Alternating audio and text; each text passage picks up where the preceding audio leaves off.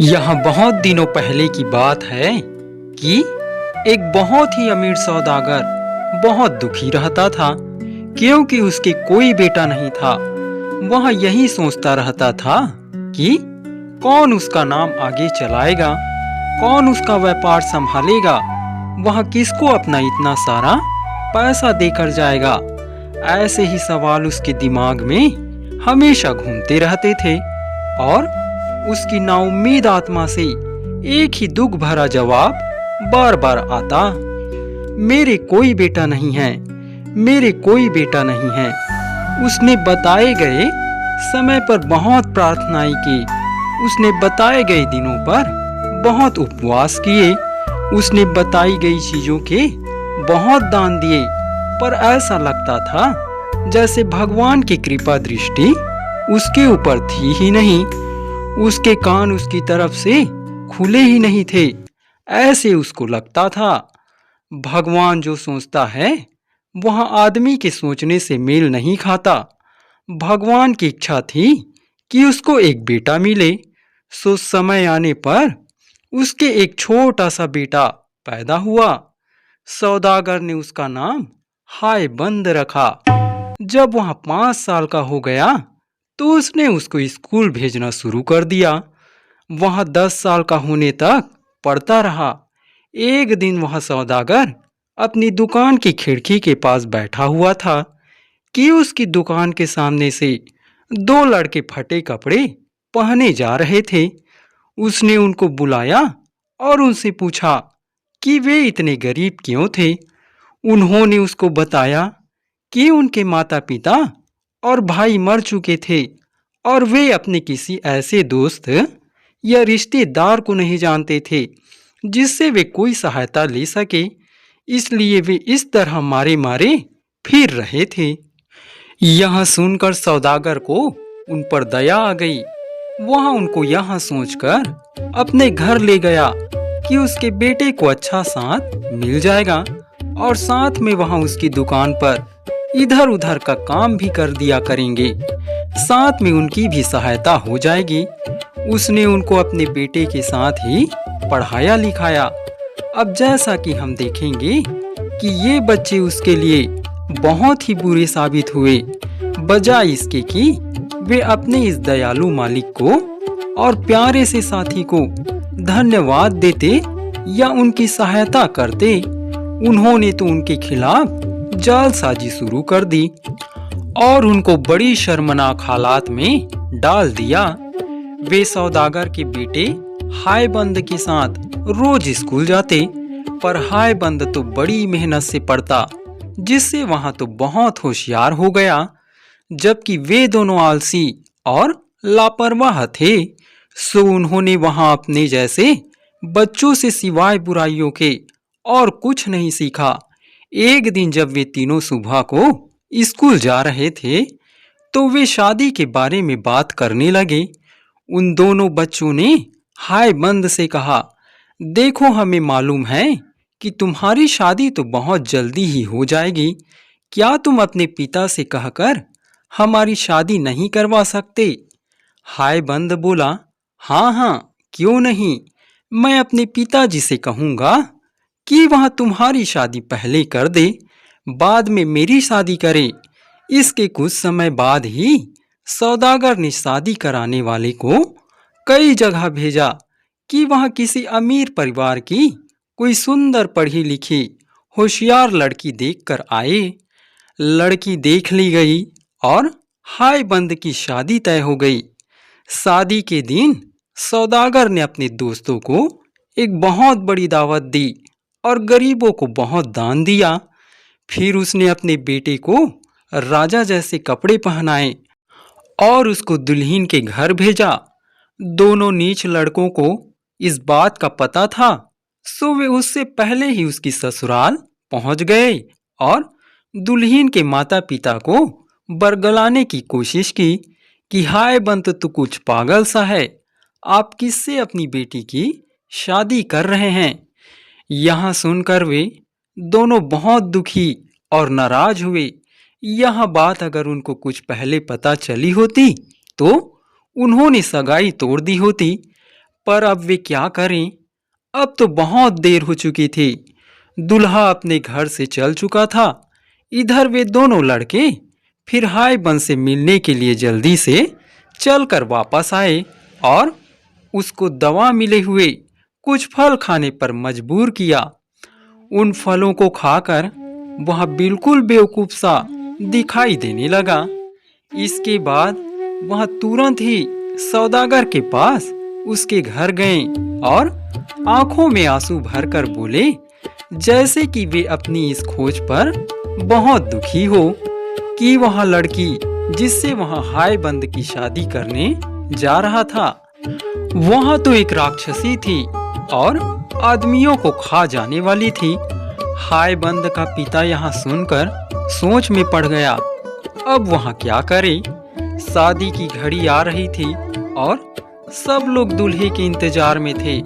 जब हाय बंद अपनी ससुराल पहुंचा तो उसके सास ससुर ने उसको ठीक से देखा, भाला और जब उन्होंने उसको कुछ सोया सोया सा, खोया खोया सा और बेवकूफी की हालात में पाया तो उनको लगा कि वे दोनों लड़के सही बोल रहे थे। सो उन्होंने उसको अपनी बेटी देने से इनकार कर दिया। पर वह लड़की जिससे हाय बंद की शादी होने वाली थी और जिसका नाम जोहरा खातून था, बहुत होशियार और अक्लमंद थी। उसको लगा कि इसमें उन लोगों की कोई जाल बिछाने की साजिश है। उसने अपने पिता को मजबूर किया कि वह उसकी शादी हाय बंद से ही कर दे। उसको पूरा विश्वास था कि हाय बंद के पिता इतने सीधे और ईमानदार आदमी थे कि उनको बेवकूफ बनाना बहुत आसान था। खैर, शादी की सारी रस्में पूरी की गई और उन दोनों की शादी हो गई। शाम तक उन दवाओं का असर कम होने लगा तो हाय बंद को होश आने लगा। होश में आने पर उसने अपनी पत्नी को पहचान लिया और उसका साथ पाकर बहुत खुश हुआ। कुछ दिन बाद रीति रिवाजों के अनुसार हाय बंद और उसकी पत्नी अपने घर वापस लौटे। रास्ता थोड़ा लंबा था, सो उन्होंने उसको 2 बार में पूरा करने का इरादा किया। आधे रास्ते में पहुंचकर उन्होंने एक गांव में रात को रुकने का फैसला किया। जब जोहरा सोने चली तो अचानक उसे याद आया कि वह अपनी सास के लिए तो कोई भेंट लाई नहीं है। पर अब वह क्या करे? ससुराल में खाली हाथ जाना तो ठीक बात नहीं थी। वह बहुत दुखी हुई, पर फिर किसी तरह से उसे नींद आ गई। जब वह सो रही थी तो उसने सपना देखा कि एक बहुत गुनी सा आदमी उसकी तरफ बढ़ा चला आ रहा था। उसके पास आकर वह उससे बोला, ओ भली लड़की, तू दुखी मत हो। तू नदी के पास जा, वहां तुझे एक लाश पानी पर तैरती मिल जाएगी जिसकी बाह पर एक बहुत कीमती ब्रेसलेट है। तू उस लाश को पुकारना तो वहां तेरा कहाँ मानेगी और तेरे पास आ जाएगी। तू उसका वहां ब्रेसलेट उतार लेना और अपनी सास को दे देना। यहाँ अजीब सा सपना देखकर उसकी आंख खुल गई। वह तुरंत उठी और नदी की तरफ चल दी। वहां जाकर उसने देखा कि उससे थोड़ी ही दूर पर एक लाश तैर रही थी। उसने उसको पुकारा तो वह उसके पास आ गई। उसने उसके हाथ से ब्रेसलेट उतारा और अपने घर आकर सो गई। सिवाय उन दोनों नीच लड़कों की नीचता के सब कुछ ठीक चलता रहता, पर उन्होंने यह सब कुछ देख लिया था और यही था भी जो वह चाहते थे। उनको बस किसी भेड़ का खून नदी की तरफ जाने वाले रास्ते पर और नदी के किनारे पर छिड़कना था और फिर भागकर अपने मालिक सौदागर के पास उसको यह बताने जाना था कि उनकी बहू किस तरह से बर्ताव कर रही थी। उन्होंने ऐसा ही किया। सौदागर तुरंत ही उनके पीछे पीछे भाग आया।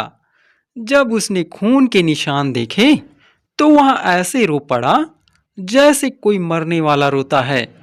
सुबह को वहां अपने बेटे के पास गया और उसको वहां सब बताया जो उसने सुना और देखा, पर उसके बेटे को उसका विश्वास ही नहीं हुआ और वह अपने पिता से बहुत नाराज हो गया।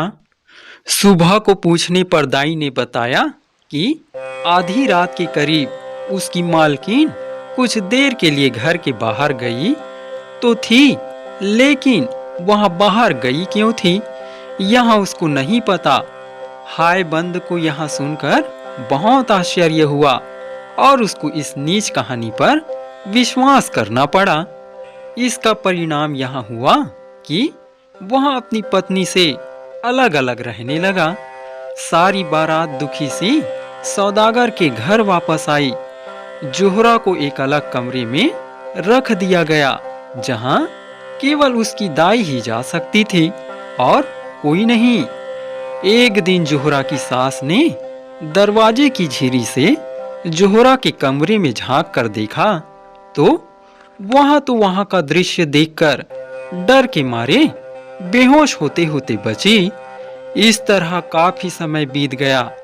इस बीच हाय बंद अपने उन दोनों निज दोस्तों के साथ पिता के बिजनेस में उनकी सहायता करता रहा।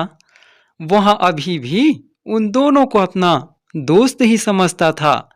एक दिन सौदागर ने उन तीनों को एक छोटे से व्यापार के लिए शहर से बाहर भेजा। उसने ऐसा इसलिए किया था क्योंकि उसने देखा कि हाय बंद अपनी पत्नी के लिए बहुत दुखी था। तो उसने सोचा कि इससे शायद उसका मन कुछ बदल जाए। तीनों नौजवान अपनी यात्रा पर चल दिए। वे कई मील चले कि हाय बंद को अचानक याद आया कि वह अपने हिसाब की कापियां तो घर पर ही भूल आया है। वहां उनको लेने के लिए घर वापस लौटा और अपने दोस्तों से यह वायदा किया कि वह शाम तक लौटकर उनको पकड़ लेगा। ये हिसाब की कापियां जोहरा के कमरे में रखी हुई थी। वे वहां थी ही क्यों यह तो हमको नहीं पता, पर वे वहां थी। सो घर लौटकर हाय बंद तुरंत ही जोहरा के कमरे की तरफ दौड़ा। वहां उसने अपनी पत्नी को देखा। वह दुखी होने पर भी बहुत सुंदर दिखाई दे रही थी, बहुत अच्छी और बहुत प्यारी। हाय बंद अपने आप को रोक न सका। उसने उसको अपनी तरफ खींचकर गले लगा लिया और चूम लिया। वह उसके पास छिपकर 1 महीने तक रहा और फिर वहां से यहाँ देखने के लिए अपने साथियों के पास चला गया कि उनका और उनके सामान का क्या हुआ। उसने उनको पहले पड़ाव पर ही पाया जहां उसने उनसे मिलने का वायदा किया था। वे वहां से कहीं गए भी नहीं थे और ना ही कोई चीज उन्होंने बेची ही थी। वे तो बस वहां खा पी कर और जुआ खेलकर आनंद कर रहे थे। हाय बंद ने जब यहाँ सब देखा तो वह बहुत नाराज हुआ। उसने उन दोनों को बहुत डांटा और वह वहां से अकेला ही व्यापार करने चल दिया। ये दोनों बेचारे घर वापस लौट आए। अब ये दोनों भी हाय बंद से बहुत नाराज थे। सो इन्होंने उसके साथ चाल खेलने की सोची। इन दोनों दोस्तों ने एक फकीर का वेश रखा और सौदागर के घर पहुंचे। वहां जाकर बोले, आप समय रहते संभल जाइए। आपके घर में एक राक्षसी है जिसको बच्चे की आशा हो गई है। उसका चरित्र ठीक नहीं है। भगवान के लिए, अपने लिए आप उसको घर से बाहर निकाल दीजिए। कहीं ऐसा ना हो कि वह आपके घर को और आसपास के लोगों को बर्बाद कर दे। यह कहकर वे वहां से चले गए। अब हम केवल सोच ही सकते हैं कि जब सौदागर और उसकी पत्नी ने फकीरों के मुंह से ऐसी बात सुनी होगी तो उसका उन पर क्या और कितना असर हुआ होगा। यह सुनकर तो वे चैन से ही नहीं बैठे जब तक उन्होंने इस बात की सच्चाई का पता नहीं कर ली। उन्होंने अपना पूरा घर छान मारा, घर की हर स्त्री से पूछा, पर जैसा कि फकीरों ने उनसे कहा था वैसा कुछ भी नहीं पाया। तब वे इस सच्चाई का पता लगाने के लिए जोहरा के पास खुद गए। वहां उनको पता चला कि उसको तो वाकई बच्चे की आशा थी। उसने उनको बहुत समझाने की कोशिश की कि वहां कोई राक्षसी नहीं थी, बल्कि एक गुणवती स्त्री थी। पर सब बेकार। सौदागर ने अपने दीवान को बुला भेजा और उससे उसको सजा देने के लिए कहा। सजा में उसको जंगल ले जाना था, जहां उसका सिर काट देना था। ऐसा ही हुआ। जंगल पहुंचकर उसने अपने सजा देने वालों से प्रार्थना की कि वे उस पर दया करें। वहां बोली, आप लोग इतने बेरहम और अन्यायी नहीं हो सकते कि आप एक सीधी सादी स्त्री का कत्ल करें। मैंने ऐसा कुछ नहीं किया है जिसके लिए मुझे मौत की सजा मिले, और न आप मेरे खिलाफ कुछ साबित कर सकते हैं। क्या अब भी आप मेरा कत्ल करेंगे? वे बोले, हम क्या करें, हमें ऐसा ही हुक्म मिला है। इस पर जोहरा जमीन पर नीचे लेट गई और भगवान की प्रार्थना करने लगी। हे भगवान, मुझ पर दया कर। तू तो जानता है कि मैंने कोई पाप नहीं किया है। मुझे इस सजा से बचा। एक सिपाही आगे बढ़ा और उसने जोहरा को मारने के लिए अपनी तलवार उठाई। तो लो देखो, वहां तलवार तो लकड़ी की हो गई। तब दूसरे सिपाही ने अपनी तलवार उठाई तो वहां अपने हाथ ही नहीं उठा सका। उसको ऐसा लगा जैसे किसी छिपी हुई ताकत ने उसके हाथ उसके पीछे बांध दिए हो। इसके बाद तीसरा आदमी अपनी तलवार उठाकर आगे बढ़ा तो वहां बेहोश होकर नीचे गिर गया। इस तरह भगवान ने उस स्त्री की पुकार सुनी और उन दोनों दोस्तों के नीच इरादों को नाकामयाब कर दिया। जब सिपाहियों ने यहाँ देखा तो उनको यहाँ विश्वास हो गया कि वे भगवान की इच्छा के खिलाफ काम कर रहे थे। वे बोले, हम तुम्हें नहीं मारेंगे, पर हम तुमसे प्रार्थना करते हैं कि अब तुम हमें यहाँ बताओ कि हम अपने आप को कैसे बचाएं, क्योंकि जब सौदागर और दीवान साहब को पता चलेगा कि हमने उनका हुक्म नहीं माना और तुम्हें नहीं मारा, तो वे हमसे नाराज हो जाएंगे और हमको सजा देंगे। हमारे लिए तो उनका यही हुक्म था कि हम तुम्हें मार दे और तुम्हारा सिर ले जाकर उनको दे दे। जोहरा खातून बोली, आप डरे नहीं, कहकर उसने जमीन पर से कुछ मिट्टी उठाई और उसका एक सिर बनाती हुई बोली, मैं इस मिट्टी का अपने सिर जैसा एक सिर बनाती हूँ। सिर बनाकर उसने भगवान से प्रार्थना की कि वहाँ इसको मांस और खून का बना दे। भगवान ने उसकी प्रार्थना सुनी। वहाँ मिट्टी का सिर एक जीते जागते हाड़ मांस का सिर बन गया और उससे खून टपकने लगा। वहाँ सिर वहाँ उन सिपाहियों को देकर बोली, लीजिए यहाँ सिर, ले जाकर आप सौदागर साहब को दे दीजिएगा। सिपाहियों ने वहाँ सिर लिया और घर वापस लौट गए। सौदागर ने जब वहाँ सिर देखा तो वहाँ बहुत खुश हुआ। उसने उसे बाहर अपने बगीचे में टांग दिया। जोहरा खातून कुछ दिन तक जंगल में ही रहती रही और वहाँ जो भी फल सब्जियां मिले वे खाती रही। कुछ दिन बाद उसने वहाँ से जाने का विचार किया तो उसने एक पेड़ से कहा कि वहाँ हाय बंद का पता करे और उसको बताए कि उसकी पत्नी कहाँ गई। फिर वहाँ दूसरे देश चल दी। वहाँ जाकर वहाँ एक बूढ़ी विधवा स्त्री से मिली और उसी के घर ठहर गई। दिन में वहाँ लकड़ियाँ और कुछ और चीजें चुननी जाती, जिनको वहाँ शाम को बाजार में बेच आती। रात को वहाँ उस बुढ़िया के घर में सो जाती। समय आने पर उसने एक सुंदर से बेटे को जन्म दिया। इत्तेफाक की बात की उसी समय वहां की रानी को भी बच्चा होने वाला था। वहां प्रार्थना कर रही थी कि उसका बेटा हो जाए, क्योंकि राजा ने उसको धमकी दी थी कि अगर उसका बेटा नहीं हुआ तो वहां उसको मरवा देगा। इसलिए उस बेचारी को बहुत चिंता लगी थी। उसने शाही दाइयों को बुलवाकर पूछा भी कि उसका बेटा होगा कि नहीं, पर सब ने मना कर दिया कि नहीं, उसका बेटा नहीं होगा। उन्होंने उसको सलाह दी कि वहां कोई हाल का जन्मा बेटा ले ले, और वहां बेटी जो वे सोचती थी कि उसको होगी, उसको किसी को दे दे। रानी ने उनकी सलाह मान ली और एक नए जन्मे लड़के को ढूंढने के लिए सब जगह अपने दूत भेज दिए। उन दूतों में से एक दूत उस बूढ़ी विधवा के घर भी आया। उसने जब वहां नया जन्मा बेटा वहां देखा तो उससे रानी के लिए उसको उसे बेचने की प्रार्थना की। वहां बुढ़िया बहुत लालची थी, सो वहां राजी हो गई। उसने उस बच्चे को उस आदमी को दे दिया और वहां दूत उस बच्चे को रानी के पास ले गया। जब रानी का बच्चा हुआ तब बच्चे के जन्म की खबर फैलाई गई।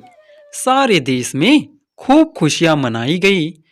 उधर जैसे ही दूत जोहरा के बेटे को लेकर गया, बुढ़िया ने कुछ पत्थर इकट्ठा किए और उनमें से एक बड़ा पत्थर वहां रख दिया जहां जोहरा का बच्चा सोता था, और बाकी बचे पत्थर एक आलमारी में रख दिए। जब जोहरा वापस लौटी तो उसने उससे कहा कि कोई दैवीय स्त्री वहां आई थी जिसने उस बच्चे को पत्थर में बदल दिया, जैसे कि उसने उसके पहले कई बच्चे के साथ किया था। इसको साबित करने के लिए उसने उसको अलमारी में रखे हुए वे बचे हुए पत्थर दिखलाए जो उसने वहां पहले से ही रखे हुए थे। उसने उसको यह भी बताया कि वहां राक्षसी साल में वहां एक बार आती थी। बेचारी जोहरा खातून अपने बच्चे के इस तरह खो जाने पर बहुत दुखी हुई, बहुत रोई। पहले तो उसको पति चला गया और अब उसका बच्चा भी चला गया। वहां तो बस अब मरना चाहती थी।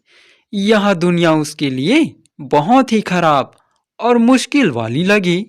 वहां अब किसके लिए जिए? उसकी जिंदगी दूभर हो गई थी। वहां बस दिन में लकड़ी और फल जैसी चीजें इकट्ठे करके लाती और हर रात को उस नीच बुढ़िया के अजीब से घर में लौट आती जिसमें उसको बिल्कुल भी आराम नहीं मिलता था। इस बीच उसका बेटा यानी राजकुमार बड़ा होता रहा। वह एक बहुत ही चतुर और गुणी नौजवान बन गया। अपना काम करते समय अक्सर वह इस बुढ़िया विधवा के घर के पास से गुजरता। एक दिन शाम को जब वह उस बुढ़िया के घर के पास से गुजर रहा था तो उसने जोहरा को देखा जो अपना दिन का काम खत्म करके घर लौट रही थी। वहां उसकी सुंदरता देखकर चकित रह गया। उसने यह भी देख लिया कि वह कहाँ रहती थी। जब वह महल लौटा तो राजा के पास गया और उस स्त्री से अपनी शादी करने की प्रार्थना की। राजा ने कहा कि वह उसके बारे में सोचेगा। उसने जोहरा खातून को अपने महल में बुलाया। वह खुद भी उसकी सुंदरता और सीधेपन से बहुत प्रभावित हुआ। उसने उससे अपने बेटे के प्यार की बात बताई और उससे पूछा कि क्या वह उससे शादी करना पसंद करेगी। इस पर उसने जवाब दिया कि वह तो पहले से ही शादीशुदा है। उसको यह भी पता नहीं है कि उसका पति जिंदा है या मर गया है। वह फिर बोली कि अगर उसको अगले 6 महीने तक अपने पति की कोई खोज खबर ना मिली तो वह राजकुमार से शादी कर लेगी। राजा ने उसकी बात मान ली और इस तरह से यह मामला कुछ दिनों के लिए टल गया। उस सारे साल और कई साल तक हाय बंद व्यापार के उद्देश्य से दुनिया में देश देश घूमता रहा आखिर इसी समय के आसपास वहां एक बहुत ही अमीर आदमी बनकर अपने घर लौटा। उसने सोचा था कि उसको अपनी पत्नी अपने घर में ही मिल जाएगी, क्योंकि अब तक वहां अच्छी साबित हो गई होगी और उसके घर वालों ने उसको स्वीकार कर लिया होगा। पर हम उसके दुख की केवल कल्पना ही कर सकते हैं जब उसको घर आकर यहाँ पता चला होगा कि उसकी पत्नी के साथ क्या क्या हुआ। उसने अपने माता पिता से पूछा कि उसको मारने वाले उसे किधर लेकर गए थे और कहाँ उन्होंने उनके बेरहम हुक्म का पालन किया होगा। उन्होंने उसको सब बता दिया तो उसने उसी समय अपनी कुछ चीजें बांधी और उसी दिशा में चल दिया जहां उसको उसके मारने वाले लेकर गए थे। भगवान की कृपा से वहां उसी जंगल में आ पहुंचा जहां जोहरा को मारा जाने वाला था और उसी पेड़ के पास पहुंच गया जिससे जोहरा ने अपने पति को अपने बारे में बताने के लिए कहा था। पेड़ बोला, तुम्हारी पत्नी मरी नहीं है, तुम्हारी पत्नी तो जिंदा है। जो सिर तुम्हारे पिता के पास ले जाया गया था वहां तुम्हारी पत्नी का सिर नहीं था। तुम तुरंत ही फलाना फलाना देश चले जाओ, वहां तुम्हें वही मिल जाएगी जिसे तुम ढूंढ रहे हो। जाओ, अल्लाह तुम्हारी रक्षा करे। कुछ दिनों की यात्रा के बाद हायबंद उस देश पहुंच गया और एक सुबह जब वहां उस देश के मुख्य शहर के बाजार में घूम रहा था तो उसने कुछ स्त्रियां उस बुढ़िया के घर कुछ सामान ले जाती हुई देखी। उसने उनसे पूछा, यहाँ सामान किसके लिए है और इसे तुम लोग कहाँ लेकर जा रही हो। उनमें से एक स्त्री ने उसको बताया कि वहां एक स्त्री रहती थी जिसका नाम जोहरा खातून था। उसकी शादी वहां के राजकुमार से होने वाली है। वे ये सामान उसी की शादी के लिए लेकर जा रही हैं, क्योंकि वहां बहुत गरीब है, इसलिए राजा ने उसकी शादी के लिए ये कपड़े और गहने भिजवाए हैं। वहां कुछ साल पहले किसी दूसरे देश से यहाँ पर आई थी।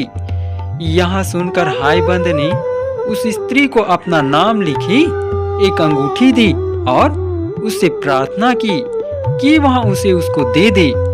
वहां उनके साथ उसके घर के दरवाजे तक जाएगा और बाहर उसके जवाब का इंतजार करेगा। उस स्त्री ने ऐसा ही किया। जोहरा ने तुरंत ही हायबंद की अंगूठी पहचान ली। वहां दौड़ी दौड़ी बाहर आई और बहुत दिनों से खोए हुए अपने पति से मिली। यह खबर तुरंत ही महल भेज दी गई कि उसको उसका पति मिल गया है। राजा यह सुनकर बहुत नाउम्मीद हुआ, पर राजकुमार तो बिल्कुल पागल सा ही हो गया।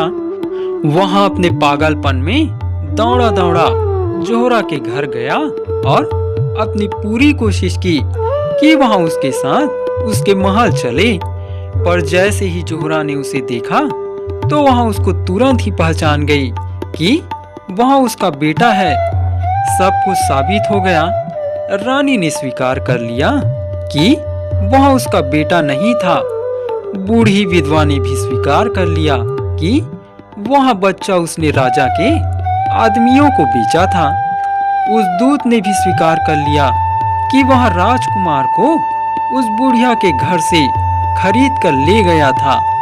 पर इन सब के अलावा जो सबसे बड़ी बात थी वह यह थी कि राजकुमार की शक्ल अपने माता पिता से बहुत मिलती थी।